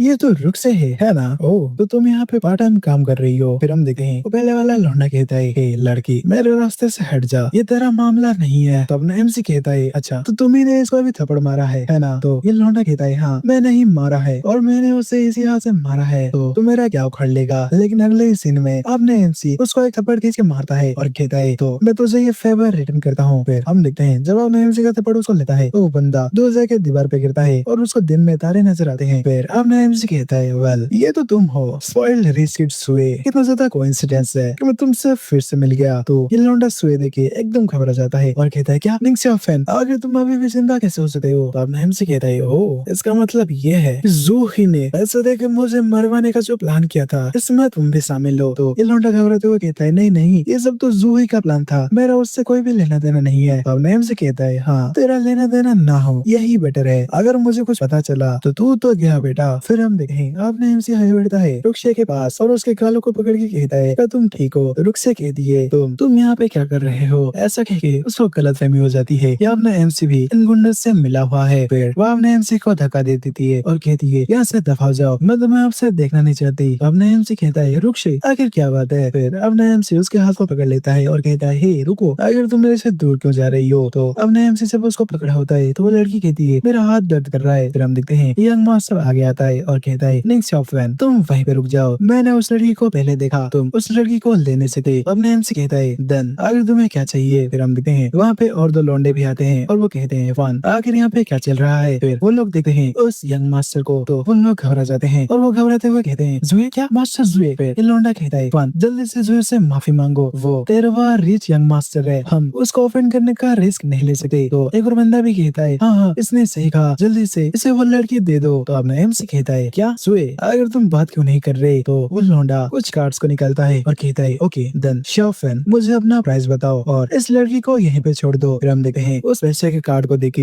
एक लड़की उठती है और वो कहती है ओ मिस जुए ये लड़की इतनी भी ज्यादा अच्छी नहीं है, इसके बदले अब मुझे क्यों नहीं ले लेते, मैं आपको मजे करा दूंगी। ऐसे कह के वो अपने बालों को हाथ करने लगती है। तो ये देखिए ये यंग मास्टर गुस्से में कहता है हे तुम मेरे से दूर रहे। ऐसा कह के वो यंग मास्टर पैसे को उस लड़की के मुंह पे फेंके मारता है और कहता है अपना पैसा ले और यहाँ से दफा हो जा। फिर ये यंग मास्टर अपना हाथ उठा के कहता है मैं तुझे 10,000 दूंगा, तू मुझे वो लड़की दे दे, इसके बारे में तेरा क्या ख्याल है? लेकिन आपने उनसे चुप होता है। तो ये यंग मास्टर कहता है मैं तुझे 30,000 दूंगा, नहीं मैं तुझे 50,000 दूंगा, नहीं 80,000 दूंगा, अगर तू अभी भी राजी नहीं है तो मैं तुझे चल 1 लाख दूंगा, अभी तो तू इस प्राइस में सेटिस्फाइड हो चुका होगा है ना? लेकिन अब एमसी कहता है 10 बिलियन। तो वो यंग मास्टर कहता है क्या? तो अब एमसी कहता है 10 बिलियन, अगर तुम आज मुझे 10 बिलियन दोगे तो मैं तुम्हें इस लड़की से बात करने का मौका दूंगा। तो ये बात सुन के यंग मास्टर गुस्से में आ जाता है और अब एमसी पे हमला करते हुए कहता है शॉफैन क्या तुम मजा कर रहा है क्या? ऐसे कि वो जब अब एमसी को मुक्का मारने वाला होता है तो अब एमसी उसके हाथ को पकड़ के उसके हाथों को मरोड़ देता है। तो इस यंग मास्टर के आंखों से आंसू निकल जाते हैं और ये कहता है प्लीज मुझे जाने दे, तू मेरा हाथ तोड़ रहा है। फिर अब एमसी कहता है मैं तो तुझे जाने दूंगा, लेकिन मुझे एक बात बता कि आखिर ये जू हुई कहाँ पे छुपा हुआ है? तो ये यंग मास्टर कहता है मुझे सच में नहीं पता, वो किंगजन सिटी में नहीं है, हंगसिन ग्रुप का बाकी सिटी में भी बिजनेस है और वो उन सिटी का इंचार्ज है, तो शायद वो वहीं पे होगा। तो अब एमसी कहता है ओके अगर बात ऐसी है तो मैं तुझे छोड़ रहा हूँ, बाय द वे अगर तू इस लड़की को फिर से परेशान किया ना मैं तुझे इतनी भी ज्यादा आसानी से नहीं छोड़ूंगा। फिर अब एमसी गुस्से में कहता है यहाँ से दफा हो जाओ। तो यंग मास्टर वहाँ से जाते हुए सोचता है बस तुम मेरा इंतजार कर सियाफैन, मैं तुझे अगली बार छोड़ूंगा नहीं। फिर वो लौंडा कहता है हे तुम दोनों मेरे रास्ते से हट जाओ। फिर हम देखते हैं अब एमसी उसको जाते हुए देख रहा होता है। फिर अब एमसी कहता है रुक से चलो यहाँ से चलते हैं। फिर हम देखते हैं रुक से अब एमसी को देखे शर्मा रही होती है। फिर वो खुशी से कहती है चलो। उसके बाद अब एमसी रुक्शे को लेके उस बार से बाहर आ जाता है। फिर हम देखते हैं अब एमसी उस लड़की को उसके घर पे पहुंचा देता है और उसके बाहर खड़ा होता है। फिर हम देखते हैं वो लड़की घर का दरवाजा खुलती है और बाहर आती है। फिर कहती है सॉरी मैंने तुम्हें बहुत ज्यादा इंतजार करवाया। तो नैन्सी कहता है नहीं नहीं कोई बात नहीं, बाय द वे आज तुमने मुझे सुबह कॉल क्यों नहीं किया? तो ये लड़की बहुत ज्यादा गुस्से में अपना मुंह फुलाने लगती है और अपना तिजोरी से फोन को निकालने लगती है और अब नैन्सी उसको हैरान होकर देख रहा होता है। फिर वो लड़की फोन निकाल के कहती है मैंने तो तुम्हें कॉल किया था लेकिन तुम्हारा नंबर तो एकदम गलत था तो मैं तुम तक पहुंच ही नहीं पाई। फिर अब नैन्सी उसकी फोन लेके देखा है और कहता है ये नंबर तो सच में गलत था, मैं तो सुबह बहुत ज्यादा तेजी में था और इसी वजह से मुझसे गलती हो गई। बाय द वे रुक्शे अगर तुम इस तरह के जॉब में कैसे फंस गई? वो नाइट टर्म बार में भी वो एक पब था है ना, वो जगह तो गुंडों का इलाका है और तुम एक जवान लड़की हो तो वो लोग तो तुम्हें हरास कर सकते हैं, तो तुम वहाँ पे क्यों गई? तो रुक्शे कहती है लेकिन मुझे अपने पापा के लिए पैसे कमाना है और मुझे उनका मेडिकल बिल बिल भरना है वरना मेरे फादर का इलनेस। तो अपने एमसी कहता है क्या अगर तुम्हारे फादर को क्या हुआ है, क्या वो बीमार है क्या, या फिर कंस्ट्रक्शन साइट में वो इंजर्ड हो चुके हैं। तो रुक से उदास होकर कहती है नहीं वो बीमार तो नहीं है पर वो प्लीज मुझे इसके बारे में मत पूछो। तो अपना एमसी कहता है आखिर यहाँ पे क्या चल रहा है, तुम मुझे बता क्यों नहीं रही। फिर हम देखते हैं तभी दरवाजा खुलता है और वहाँ पे कोई कहता है रुक्षी बेटा मेरी मदद करो। तो रुक्षी कहती है डैड। फिर हम देखते हैं थोड़ी देर बाद का सीन, वहाँ पे रुक्षी अपने डैड के पास बैठी होती है और आपने एमसी वहाँ पे उसके डैड का इलाज कर रहा होता है। रुक्षी कहती है वहाँ मेरे डैड। तो अपना एमसी कहता है ये कोई प्रॉब्लम नहीं है, मेरे पास इसका इलाज है, लेकिन ये कोई ऑर्डिनरी डिजीज नहीं है और मैं भी इस चीज का श्योर नहीं हूँ कि ये क्या चीज है। तो रुक्षी एकदम चुप रहती है और कहती है एक्चुअली ये सब 6 महीने पहले हुआ था। सडनली एक दिन कुछ गुंडा का ग्रुप यहाँ पे आए थे, मेरे फादर को नशे वाला चाय पत्ती पिलाई थी और मेरा फादर उस चीज में फंस गया और हमारे फैमिली के पूरे सेविंग्स को वो उस चीज में उड़ा दिए, इवन मेरा ट्यूशन फीस भी वो खत्म कर दिए। इसी वजह से मुझे पार्ट टाइम जॉब करना पड़ा और साथ में ही पढ़ाई भी करना पड़ा। फिर रुक्षी अपने एमसी के गले लगे रोते हुए कहती है तो इसी वजह से 4 नाइट का बॉस ने मुझे कहा कि मैं उसके लिए ज्यादा पैसे कमा नहीं पा रही, तो मुझे उसके लिए वेट्रेस का काम करना चाहिए। ऐसा कह के वो रोने लगी है। तो अपना एमसी वो बात सुन के अपने मुट्ठी को कस लेता है और कहता है तुम सब कमीने, मैं उन लोगों को जरूर से मार डालूंगा। फिर रुक से कहती है नहीं बॉस ने ये सब बिना कुछ सोच के कह दिया था, उसका ये मतलब नहीं था, उनका मुझे हार्म करने का कोई भी मतलब नहीं था। और एमसी कहता है मैं तुम्हारे फादर के इलनेस को अभी क्योर कर सकता हूँ, तो उनको कुछ देर सोने दो, मैं उनके लिए मेडिसिन लेने जा रहा हूँ। तो रुक से शर्माते हुए कहती है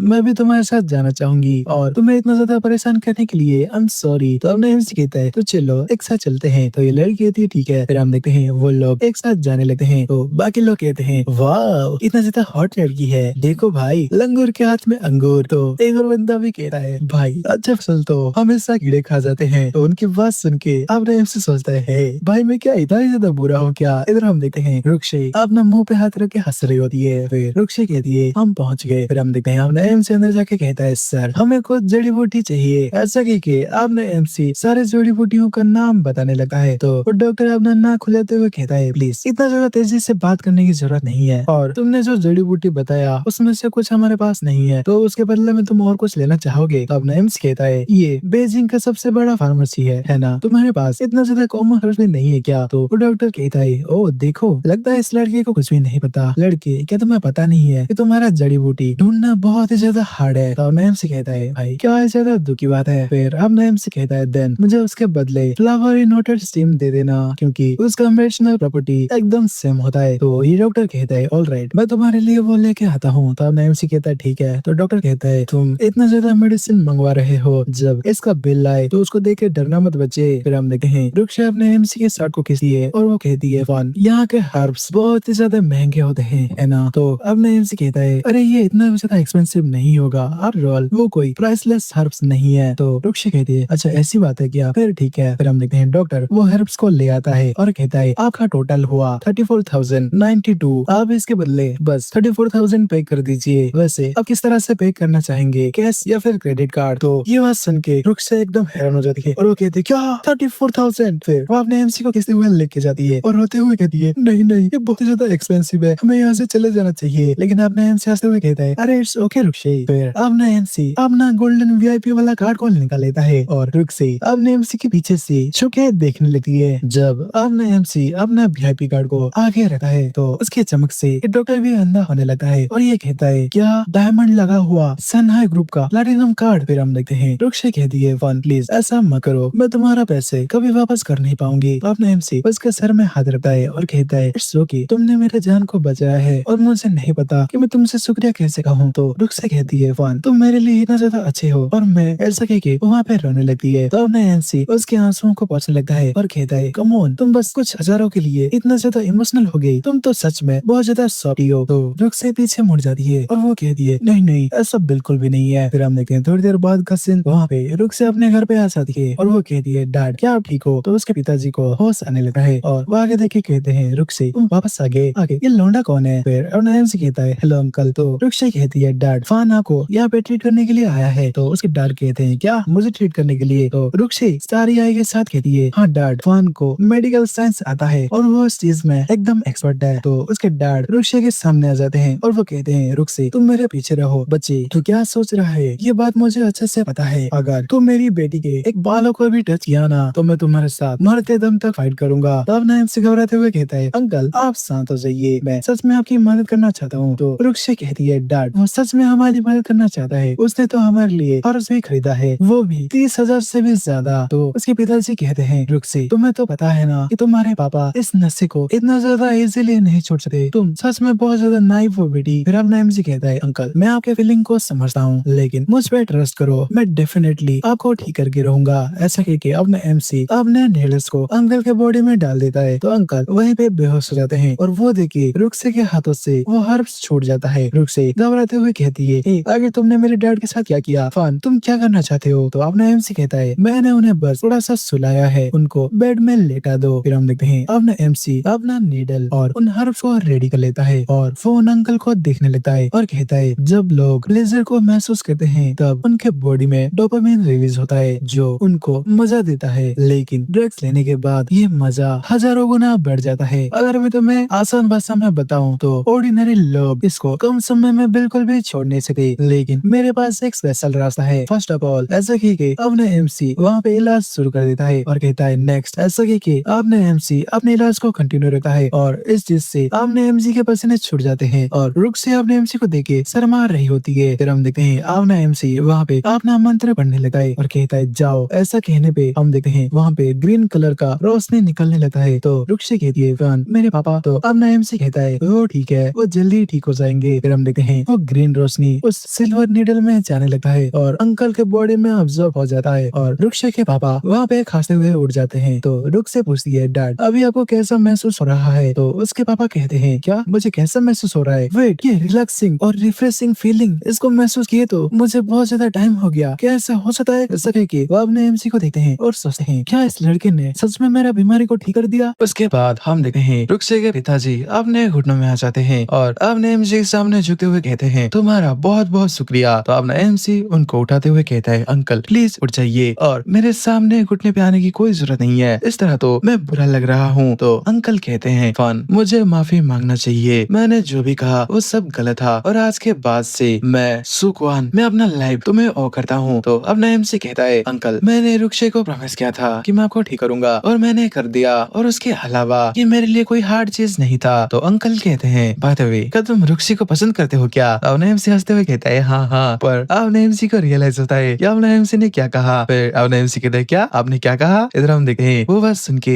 रुक से शर्मा जाती है। फिर अंकल रुक्से के हाथ पकड़ के कहते हैं वेल ये ग्रेट बात है। ऐसा कह के वो रुक्से को अपने एमसी की तरफ धकेल देते हैं और कहते हैं तो आज के बाद से तुम्हें मेरी बेटी का अच्छे से ख्याल रखना पड़ेगा। तो रुक्से गुस्सा करते हुए कहती है डाड डाड डाड आप ऐसा कैसे कह सकते हैं। इधर हम देखते हैं अपने एमसी शर्मा रहा होता है और कहता है सर आपको ऐसा करने की जरूरत नहीं है, मैं तो बस आपकी काइंडनेस को रिपे कर रहा था, आपकी बेटी ने मेरी जान बचाई है, बस मैंने तो टाइम देखा ही नहीं, अब तो इतना टाइम हो चुका है। तो अंकल मुझे अभी जाना पड़ेगा, मुझे और भी कुछ काम है। ऐसा कह के अब एमसी शर्मा के भाग जाता है और कहता है अब अपना ध्यान रखना। फिर हम देखते हैं बाहर का सीन जहाँ पे अपना एमसी चल रहा होता है और पीछे से रुक से आगे कहती है फन जरा इंतजार करो। तो अपना एमसी कहता है रुक से आखिर क्या बात है। तो रुक से शर्माते हुए कहती है फन आज के लिए तुम्हारा बहुत बहुत शुक्रिया, मेरे डैड तभी फालतू बातें कर रहे थे तो उसको सीरियसली मत लेना, बाय द वे ये चीज तुम्हारे लिए है। ऐसा कह के वो एक जेट पेंडेंट को अपने एमसी को देती है और वो कहती है यह तब का था जब मेरे फादर ने मुझे उठाया था। ओह नो मेरे फादर ने तो जेट पेंडेंट भी उठाया था, आई होप कि ये तुम्हारे लिए गुड लक लेके आएगा। तो अपना एमसी उस पेंडेंट को ले लेता है और उससे कहता है तुम्हारा शुक्रिया, मैं इसका अच्छे से ख्याल रखूंगा। बाय द वे रुक्से क्या तुम्हें पता है कि अंकल के साथ ऐसा किसने किया है, मैं उनका बदला लेना चाहता हूँ। तो रुक्से कहती है नहीं तुम ऐसा मत करो, वो आदमी सच में बहुत ज्यादा पावरफुल है और क्रूएल है और रुथलेस है। फन मुझे पता है कि तुम एक अच्छे फाइटर हो लेकिन प्लीज उसके पास तुम मत जाओ। तो आपने एमसी रुक्से के सर को सहलाते हुए कहता है तुम्हें चिंता करने की जरूरत नहीं है, मैं ठीक रहूंगा। तो रुक्से कहती है देन तुम्हें जरूर से अपना ख्याल रखना पड़ेगा और अगर तुम सच में जानना चाहते हो तो मैं तुम्हें बताती हूँ वो लोग हैं जू फैमिली से। तो अपना एमसी सोचता है क्या जू फैमिली, ये तो कुछ ज्यादा ही कोइंसिडेंस है। फिर हम देखते हैं थोड़ी देर बाद का सीन अपना एमसी अपने घर पे आ चुका होता है और अपना फोन चला रहा होता है और उसमें पता चलता है कि फ्राइडे नाइट को एक नया show the head of Wulin record किया जाने वाला है किंग लॉन्ग जिम्नेशियम में और इसके ऑर्गेनाइजर्स मार्शल आर्ट फैमिली जू फैमिली का 3 मास्टर को इनवाइट करने वाले हैं बॉक्सर जू शैडोंग के साथ फाइट करने के लिए। तो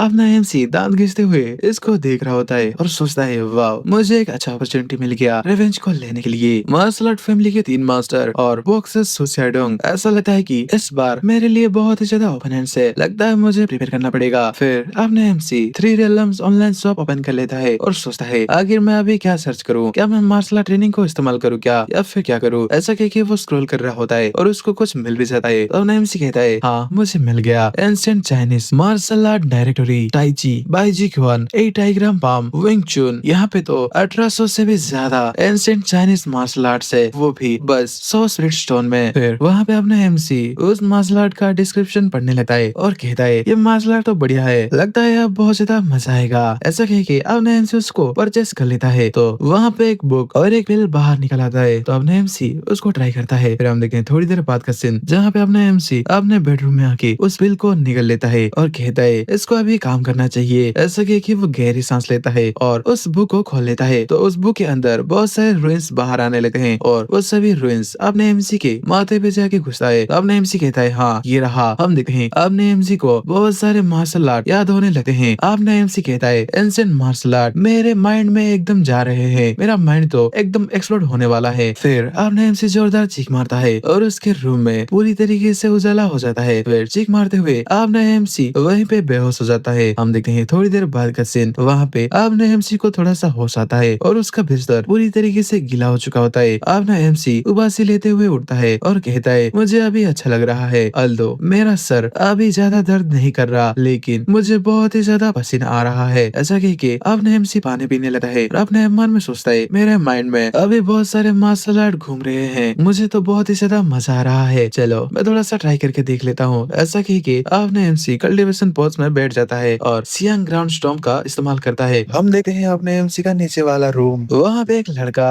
जोनी भाई का वीडियो देख रहा होता है और अपना झुनझुना हिला रहा होता है, लेकिन तभी अपना एमसी मार्शल आर्ट को प्रैक्टिस करने की वजह से उसका फ्लोर टूट जाता है और अपना एमसी उसके रूम में चला जाता है। अपना एमसी नीचे का किसी भी चीज में ध्यान नहीं दे रहा होता और अपने मन में कह रहा होता है वाओ ये तो सच में ऑसम है, मेरे पास अभी बहुत ज्यादा स्ट्रेंथ है और उसके साथ 1800 एंशिएंट चाइनीज मार्शल आर्ट भी है और इसके साथ अभी ये तो है शो टाइम। इधर हम देखते हैं ये बंदा अपना पेरेंट भी ठीक नहीं किया होता और ये कॉल करके बुला रहा होता है हेलो 911 मेरे घर में बंदे घुस गए हैं। फिर सीन शिफ्ट होता है, हम देखते हैं किंग लॉन्ग जिम्नाजियम, वहाँ पे होस्ट अनाउंस कर रहा होता है good evening everyone, ancient Chinese martial art tournament में आपका स्वागत है। हम देखते हैं ऑडियंस में 3 लोग, उसमें से चश्मे वाला बंदा कहता है टिंग टिंग अभी 7 बजे से भी ज्यादा हो चुका है, आखिर ये शो कब शुरू होने वाला है, हम तो आधे घंटे से इंतजार कर रहे हैं। तो टिंग टिंग कहती है मैं भी, अभी तक कुछ मास्टर्स आए नहीं होंगे। तो चश्मा वाला बंदा कहता है यांग पेंग तुम्हें क्या लगता है कि आखिर कौन ज्यादा स्ट्रॉन्गर है, सु शाडोंग या फिर चेन टाइजी फैमिली से चेन जी वांग। तो यांग पेंग कहता है सु शाडोंग इस बार जरूर से हारने वाला है। वांग माओ मैंने सुना है कि इस बार के ऑर्गेनाइजर्स मास्टर चेन के अलावा फाइटिंग मोंग इंगलोंग और साओलिन टेम्पल का फास्ट प्रोटेक्टर सी यांग किंग को भी बुलाया है और ancient Chinese martial art circle में ये दोनों बहुत ही ज्यादा खतरनाक है। तो चश्मे वाला बंदा कहता है इंगलोंग और सी यांग किंग, वाओ ऐसा लगता है कि आज का शो बहुत ज्यादा अच्छा होने वाला है। इधर पिंक हेयर वाली लड़की सामने देख के हंस रही होती है, लेकिन तभी उसको कोई कहता है एक्सक्यूज मी खूबसूरत लड़की क्या मैं यहाँ पे बैठ सकता हूँ, वो होता है अपना एमसी। तो यहाँ पे चश्मा वाला बंदा कहता है श्योर बड़ी तुम बैठ सकते हो, अच्छा हुआ कि तुम जल्दी आ गए वरना तुम्हें आज का मैच खड़े होके देखना पड़ता। तो अपना एमसी कहता है वेल तुम्हारा शुक्रिया। इधर हम देखते हैं स्टेज के पीछे पुलिस वाली लड़की देख रही होती है, उसको कोई फोन में कहता है स्वे आखिर एरिया बी में सिक्योरिटी कैसा है। तो ये लड़की कहती है सब कुछ सही है, सब कुछ सही कैप्टन, आप कुछ ज्यादा ही ओवर रिएक्ट नहीं कर रहे क्या, ये एक लाइव ब्रॉडकास्ट होने वाला है तो एक किलर यहाँ पे कैसे आ सकता है। तो उसका कैप्टन कहता है तुम फालतू बातें करना बंद करो और अलर्ट रहो। तो ये लड़की कहती है यस सर। फिर कैप्टन सोचता है मुझे पता नहीं क्यों लेकिन आज रात मुझे बहुत ही ज्यादा बुरा महसूस हो रहा है। फिर हम देखते हैं होस्ट लड़की कहती है फाइनली हमारे मोस्ट इम्पोर्टेंट जज इस सीन में आ चुके हैं। तो होस्ट लड़का कहता है यस ये जेंटलमैन हमारा एक साथी है। फिर हम देखते हैं स्टेज में धुआं धुआं होता है और धुएं के बीच में एक लौंडा एंट्री मारता है और वो होता है मिस्टर जू हुई, जू फैमिली का लौंडा। तो उसको देख के अपने एमसी गुस्से में आके मन में सोचता है हम फाइनली मिल चुके हैं जू हुई। अपने एमसी जब गुस्सा कर रहा होता है तब ये पिंक हेयर वाली लड़की भी अपने एमसी को नोटिस कर लेती है और वो अपने मन में सोचती है क्या ये लड़का भी मार्शल आर्टिस्ट हो सकता है क्या, या फिर मुझे गलतफहमी हो रही है। उसके बाद हम देखते हैं जू फैमिली के लौंडे को देखे ऑडियंस में लड़कियां एकदम चिल्लाने लगती है और वो कहने लगती है वाह वो देखो जू फैमिली के यंग मास्टर, मैंने सुना है कि जू होंग सिंह के वो बस एक लौते बेटे हैं और वो उनके ग्रुप के फ्यूचर हेयर है और वो सच में बहुत ज्यादा अमीर है। वाओ, टॉल, हैंडसम और रिच। भाई कोरियन ड्रामा में तो इसी की तरह हीरो होते हैं। तो एक और लड़की कहती है, मिस्टर हुई आप तो सच में बहुत ज्यादा हैंडसम है और आप तो बहुत ही ज्यादा क्यूट हैं। इधर हम देखते हैं जू फैमिली का लौंडा उन सभी की बातें सुन रहा होता है और अपने आप खुश हो रहा होता है। फिर हम देखते हैं होस्ट लड़की कहती है, वाओ ये मोमेंट आ चुका है और इस जगह का एनर्जी भी चेंज हो चुका है। मैं भी सच में मिस्टर जूही को बहुत ही ज्यादा पसंद करती हूँ। मैं भी उनकी फैन गर्ल हूँ। तो होस्ट लड़का कहता है, अगर तुम फैन गर्ल बनोगे तो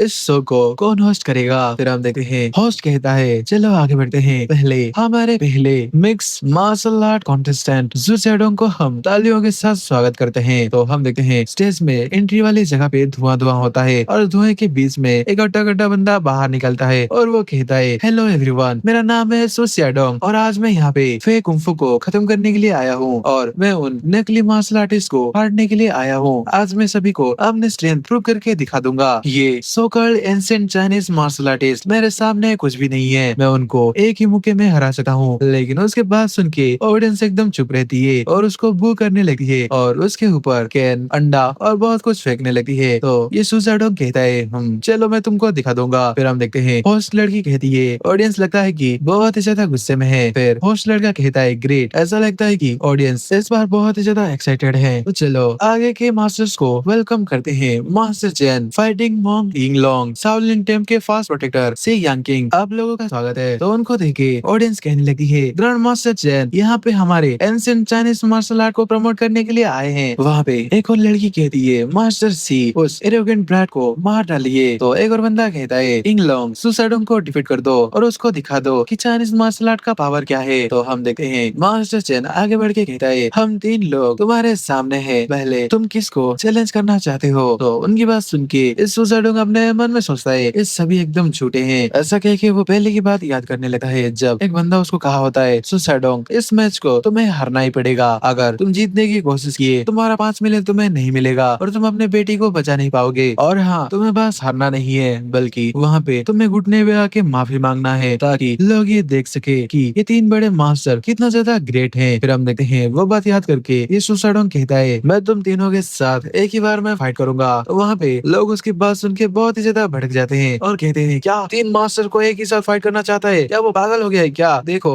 इस बंदे का दिमाग खराब हो चुका है। हमारे 3 मास्टर बहुत ही ज्यादा स्ट्रांग है, तो इस बंदे में इतना ज्यादा हिम्मत कैसे आ रहा है कि वो तीनों को ही चैलेंज कर दे? लगता है कि ये बंदा एकदम पागल है। मास्टर चेन जीवांग अपने टाइची स्किल को 30 सालों से प्रैक्टिस कर रहे हैं और उनका फिंचेस कंट्रोल पूरे चाइना को ही एकदम अमेज कर दिया है। और रही बात इंगलोंग की, तो वो 3 सालों से ही मार्शल आर्ट टूर्नामेंट को जीत रहे हैं। वो कंट्री के बहुत सारे फाइटर्स को डिफीट किए हैं और चाइना के लोग उनको फाइटिंग मॉन्क बुलाते हैं। और रही बात सी यांकिंग की, तो वो माउंट सोंग के प्रोटेक्टर हैं और मैंने सुना था कि वो अपने हाथों से ही एक टाइगर को मार सके हैं। अल्दो मैंने सुना था कि वो थोड़ा सा इंजर भी हो चुके थे, पर अपने हाथों से टाइगर को मारना बहुत ही ज्यादा बड़ी बात है। फिर हम देखते हैं ये चश्मे वाला बंदा कहता है, आई थिंक सुसाडोंग फेम के लिए बहुत ही ज्यादा पागल है। इधर हम देखते हैं अब नेम से अपने मन में सोच रहा होता है, ये लोग तो सच में बहुत ज्यादा फैंसी बातें कर रहे हैं। क्या इनको सच में लगता है कि इनके बारे में किसी को नहीं पता? ये जो मास्टर चैन है और इसका जो कंट्रोल ऑफ इंचेस है, ये ज्यादा कुछ नहीं बल्कि एक ट्रांसपेरेंट रॉब से ये चीटिंग करता है। और रही बात से यांग किंग की, तो वो शाओलिन टेम्पल का कोई फास्ट प्रोटेक्टर नहीं है, वो तो कंप्यूटर को फिक्स करते हुए अपनी जिंदगी गुजारता है। और रही बात इंगलोंग की, तो वो सच में शाओलिन टेम्पल से आता है और उसने कुंफू का स्टडी किया है, लेकिन उसको बस फर्स्ट डिग्री कुंफू ही आता है। फिर हम देखते हैं पिंक हेयर वाली लड़की कहती है, तो इसका मतलब अब सुसाडोंग हारने वाला है। तो अब नेम से कहता है, नहीं ऐसा जरूरी तो नहीं है। सुसाडोंग चाइना का फास्ट मिक्स्ड मार्शल आर्टिस्ट है और वो हवा में ही बात नहीं कर रहा है, वो सच में इन लोगों को हरा सकता है, उसके पास ये पावर है। तो चश्मे वाला बंदा कहता है, अच्छा तो इसका मतलब तुम एक एक्सपर्ट हो, है ना? तो उसका बाजू वाला बंदा कहता है, "ए, तुम कौन से स्कूल के डिसाइपल हो और तुमने कौन सा मार्शल आर्ट प्रैक्टिस किया है और तुम कितने सालों तक प्रैक्टिस किए हो?" तो अब एमसी कहता है, मैं बस एक देखने वाला आदमी हूँ जो कि यहाँ पे फाइट को देखने के लिए आया है। ऐसा कह के अब एमसी घबराते हुए सोचता है, भाई अगर मैं तुम्हें बताऊं कि मैं 1800 से भी ज्यादा एंशिएंट चाइनीज मार्शल आर्ट को जानता हूँ, तो क्या तुम मुझ पे बिलीव करोगे? फिर हम देखते हैं वो पहले वाला बंदा कहता है, लगता है कि तुम कुछ ज्यादा ही महंगा देख रहे हो लड़के। तो ये बात सुन के चश्मे वाला बंदा हंसने लगता है और वो कहता है, भाई क्या तू भी एक छोटे से बच्चे के साथ आर्ग्यू कर रहा है? इधर हम देखते हैं सो हुई के तरफ, वो सुसाइडोंग की तरफ देखते हुए माइंड ट्रांसमिशन से कहता है, हे ये तुझे 5 मिलियन नहीं चाहिए क्या? अगर तू कैसे अपनी बेटी के मेडिकल बिल को चुकाएगा? तो सुसाइडोंग कहता है मुझे धमकाना एकदम पॉइंटलेस है क्योंकि मैं तुम लोगों से डरता नहीं हूँ। फिर हम देखते हैं सुसाडोंग बाकी मास्टर को प्रभु करते हुए कहता है, हे तुम तीनों मास्टर, ये तुम्हारे अंदर इतना ज्यादा हिम्मत नहीं है कि तुम मेरे एक के साथ फाइट कर सको। तो टकला मोंग कहता है, हे आखिर क्या बात है, तुम्हें तो ऐसा नहीं कहना चाहिए था ना। मास्टर चैन भी कहता है, मिस्टर जू फालतू बातें करना बंद करो और जल्दी से अपना एक्टिंग चालू करो। तो फर्स्ट प्रोटेक्टर भी कहता है, भाई तू क्या कर रहा है, क्या तुझे स्क्रिप्ट नहीं पता क्या। फिर हम देखते हैं मास्टर चैन कहता है, ओके हम सभी तुम्हारे चैलेंज को एक्सेप्ट करते हैं, तो मिस्टर जू अपना ध्यान रखना क्योंकि मैं बहुत ज्यादा खतरनाक हूँ। तो वहाँ पे मोंग भी कहता है, हम तीनों को तुम एक साथ चैलेंज कर रहे हो, लगता है कि तुम अपने आप को कुछ ज्यादा ही बड़ा समझ रहे हो। फिर हम देखते हैं फर्स्ट प्रोटेक्टर कहता है, ए लौंडे अपने आप को इतना भी ज्यादा बड़े समझने की जरूरत नहीं है। फिर हम देखते हैं उन सभी की बात सुन के सुसाडोंग कहता है, तुम लोग फालतू बातें करना बंद करो और जल्दी से फाइट करो। तो मास्टर चैन हमला करते हुए कहता है, तो तुम मेरे फास्ट मूव को संभालो। तो सुसाडोंग कहता है, ऐसा लगता है कि तुम्हारा बॉडी बहुत ज्यादा घटिया है, तुम प्रिटेंड करना बंद करो। ऐसा कह के वो एक पंच मारने वाला होता है। तो उसके पीछे हम देखते हैं एक टाइगर का फैंटम दिखता है और जब मास्टर चैन को वो मुक्का लगता है तो वो दूर गिर जाते हैं स्टेज के आखिरी हिस्सा में। तो बाकी दोनों कहते हैं, क्या मास्टर चैन। फिर हम देखते हैं सुसाडोंग पीछे मुड़ के दिखता है और उनकी तरफ आगे बढ़ते हुए कहता है, नेक्स्ट अब तुम्हारी बारी है। ऐसा कह के वो उन लोगों के पास आगे बढ़ता है उन पे हमला करने के लिए और मोंग को एक लात मार भी देता है। इस वजह से मोंग के मुंह से एकदम पानी निकल जाता है। फिर वो उस मोंग को छोड़ के फास्ट प्रोटेक्टर की तरफ आगे बढ़ता है और उनको भी एक पंच दे के मारता है। तो वो जमीन पे गिर जाते हैं और वहाँ पे धमाका होता है और वो सब फाइट देके ऑडियंस एकदम हैरान होती है। इधर हम देखते हैं जू हुई कहता है, सुसाडोंग तुम ऐसा नहीं कर सकते। फिर सुसाडोंग कहता है, तुम सभी ने देख लिया ना कि तुम्हारा एंशिएंट चाइनीज मार्शल आर्ट मेरे सामने कुछ भी नहीं है। तुम लोग क्या कह रहे थे, टाइची मास्टर, मास्टर चैन और फाइटिंग मोंग, गॉड ऑफ द को और शाओलिन टेंपल के फास्ट प्रोटेक्टर, ये सब तो एकदम कचरे हैं। फिर हम देखते हैं अपने एमसी कहता है, देखा ना मैंने जो भी कहा था वो सही था। तो पहले वाला लौंडा कहता है, ये लड़का क्या ऐसा हो सकता है कि इसको ये सब पहले से पता था। तो चश्मे वाला बंदा कहता है, अरे नहीं भाई वो तो बस केस कर रहा था। फिर हम देखते हैं जू हुई कहता है, सुसाडोंग क्या तू पागल हो गया है क्या, जल्दी से नीचे आ। तो सुसाडोंग कहता है, इस टाइम ऑर्गेनाइजर ने मुझे 5 मिलियन देने का वादा किया था ताकि मैं इन लोगों से हार जाऊं, लेकिन मैं ऐसा नहीं कर सका। मैं सुसाडोंग कभी भी अपने प्रिंसिपल को मैं वायलेट नहीं करूंगा। तो जू हुई कहता है, हे अगर तू वहाँ पे चुपचाप क्या कर रहा है, जल्दी से अपना कैमरा को बंद करो। तो वो पर्सन कहता है, लेकिन वहाँ पे देखो बहुत सारे व्यूअर्स अपने फोन में वीडियो बना रहे हैं और कुछ लोग तो इंस्टा पे लाइव भी गए हैं, अब तो चीजें हमारे हाथों से जा रही है। तो जू हुई कहता है, सुसाडोंग मेरे लिए इंतजार करो। इधर हम देखते हैं सुसाडोंग अपना हाथ को उठा के कहता है, देख लिया ना तुम्हारा एंशिएंट मार्शल आर्टिस्ट, ये लोग बस स्क्रिप्ट के हिसाब से ही फाइट करते हैं, इनको सच में फाइट करना नहीं आता। ये लोग मेरे सामने कुछ भी नहीं है और अगर तुम लोगों में हिम्मत है तो मुझे हरा के दिखाओ इस एंशिएंट मार्शल आर्ट एरिना में। तो अब एमसी कहता है, हाँ क्या बड़ी बड़ी बातें कर रहा है, वो भी इन फालतू के मास्टर को हरा के। भाई तुझे सच में नहीं पता कि मेरे पास कितने ज्यादा मार्शल आर्ट पावर है। ऐसा कह के अब एमसी उठ जाता है और अपना टाओ बास शॉप को ओपन करता है और कहता है, टाओ बास शॉप प्लीज मुझे एक मास्क दो। तो वहाँ पे एक मास्क मिल भी जाता है जो कि 50 स्पिरिट स्टोन का होता है। तो अपने एमसी कहता है, हाँ मुझे यही चाहिए था। फिर अपने एमसी का परचेस सक्सेसफुल हो जाता है और उसके सामने एक मास्क आ जाता है। अपने एमसी उस मास्क को लेते हुए थोड़ा सा स्माइल करता है और अपने चेहरे पे लगा लेता है और कहता है, अभी है शो टाइम। तो कैसा लगा इसका वीडियो पसंद आया है तो वीडियो को एक लाइक कर दो और चैनल में नए हो तो चैनल को सब्सक्राइब कर लो। मैं आपके लिए ऐसा वीडियो लाता रहूंगा। तो मैं मिलता हूँ आपको अगले वीडियो में, तब तक के लिए बाय बाय।